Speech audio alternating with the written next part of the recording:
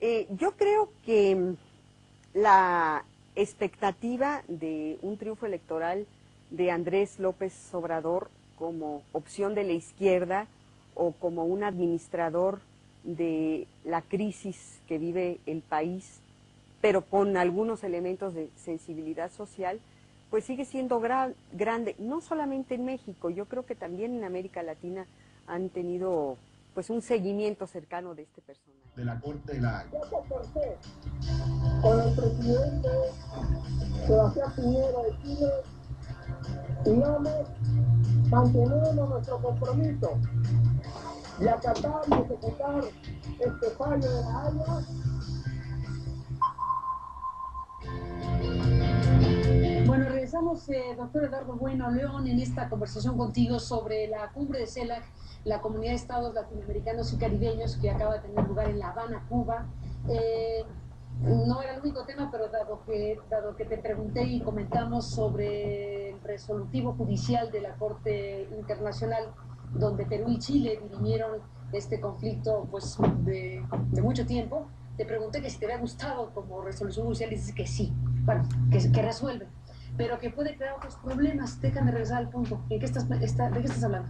Bueno, yo creo que hay en este momento dos problemas, hasta tres problemas que se derivan de la sentencia de la Corte, que supongo yo deben ser objeto de una negociación, de una plática, de un diálogo, pero sobre la base del respeto de la decisión de la Corte.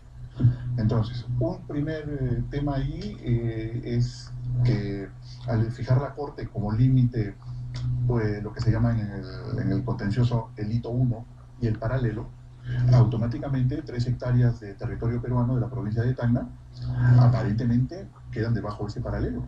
Y el presidente Piñera inmediatamente ha dicho de que eso pasa a ser soberanía chilena. Y el presidente Humala y su canciller han dicho que definitivamente que eso no va a ocurrir, que eso no es así, porque la Corte no está dictaminando sobre el territorio peruano, sino sobre el mar. El mar. Claro, y que no sobre tierra. Claro, y que el hito se vincula al tratado del año 29. Un asunto un poco delicado. Lo segundo es que Perú tiene pues en su constitución el límite de las 200 millas marinas desde el año 47 y no ha firmado el CONVEMAR, la Conferencia del Mar, como los Estados Unidos, que no la ha firmado. Entonces Chile sí la ha firmado. Y entonces lo que Chile está planteando es que Perú modifique su constitución y firme el CONVEMAR. Y eso sí no es un acto muy amistoso, pedirle a un país que modifique su constitución. Y además el sentido de territorialidad de las 200 millas en el Perú es muy fuerte. Sin embargo, se ha presentado en Chile esta posición como una condición para instrumentar la sentencia. Asunto peligroso. Y una tercera cosa que creo yo se deriva también de esto es que una de las provincias peruanas, Tacna, prácticamente se queda sin acceso al mar. Los pescadores tacneños de la provincia del sur fronteriza tienen que orientarse, ¿no? Comprar embarcaciones más grandes, como yo, para poder salir a faenar hacia el norte. Y esto los perjudica económicamente a los pescadores de Tacna, a los pescadores de Moquegua. Y yo creo que los que se han beneficiado son con la sentencia, son los pescadores de Arica y son las empresas pesqueras chilenas que explotan el mar entre la costa y hasta 80 millas, porque es la zona más rica. Pues todo un tema para seguirse de cerca, que es ya la aplicación de una sentencia, de un fallo y estas derivaciones que no son cualquier cosa, tal como lo dices, Eduardo. Y bueno, déjame regresar al tema de la cumbre de La Habana, a CELAC. Como organismo regional, como un organismo de una comunidad de estados latinoamericanos y del Caribe, ¿qué importancia está adquiriendo? ¿Qué peso específico en la región? Pues pongámoslo contra la OEA, pongámoslo contra una figura que tiene otro alcance y otras dimensiones y otros participantes, Estados Unidos y Canadá. Entre CELAC y OEA, ¿qué tipo de papel e importancia para la región están teniendo? Yo creo que la diferencia la marcaría que el CELAC debe tener participación ciudadana y participación de la sociedad civil y no ser solamente un mecanismo entre gobiernos y estados. Ahorita es eso. En estos momentos se está construyendo esa plataforma, pero no existen, digamos, los mecanismos para que la sociedad civil, los sindicatos, movimientos sociales participen en las decisiones del CELAC. Recién aquí en La Habana han sacado el pronunciamiento donde hacen referencia a esto. Pero es un proceso un poco largo, y te voy a decir por qué es importante. En Europa, la Unión Europea, uno de los principales elementos que impulsan lo que se llama el rechazo de los ciudadanos a la Unión Europea, el euroescepticismo, es justamente que las decisiones de la Unión Europea están muy concentradas en la Comisión, en la tecnocracia.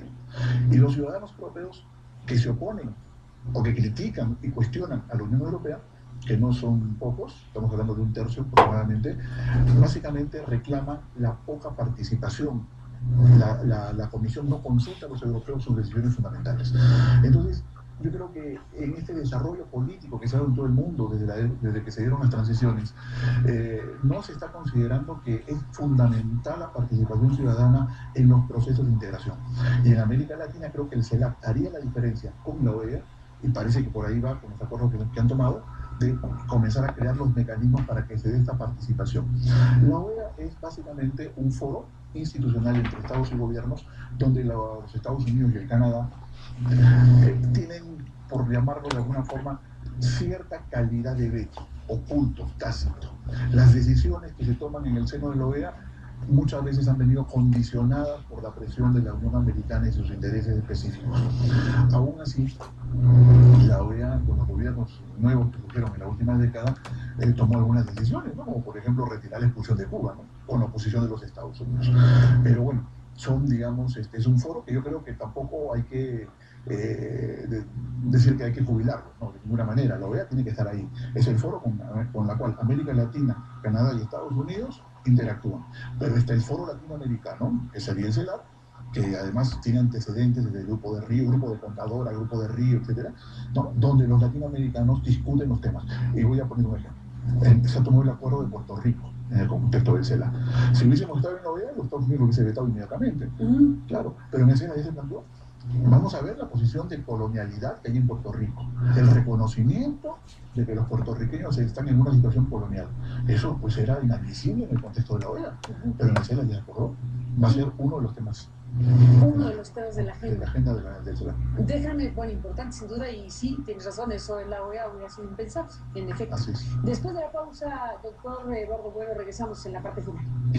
La región es una región evidentemente de la liberación política, de comercio, una liberación social y cultural, y entendiendo los sentimientos, los pensamientos que vienen del sufrimiento de los pueblos, como convertirse en políticas y programas para el bien.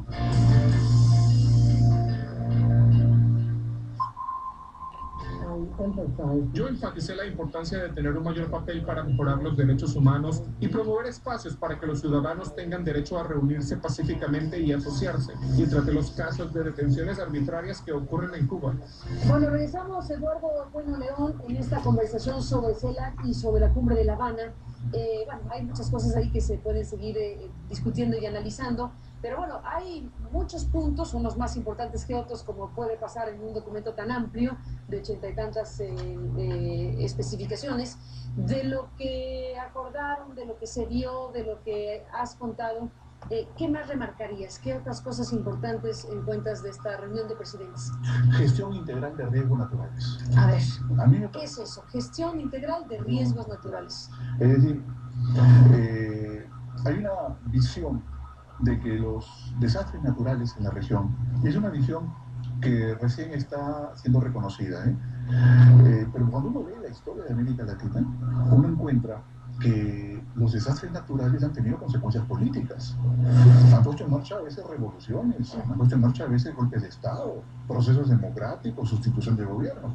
No le hemos puesto mucho interés a esa dimensión de la relación que hay entre desastre natural y crisis política. A ver, está interesantísimo. Entonces, y luego pues aparece esta teoría del control de riesgos y del impacto de los desastres naturales en todo el mundo, impulsado por este teórico alemán, ¿no? Ulrich Beck, con su famosa teoría de la sociedad del riesgo global.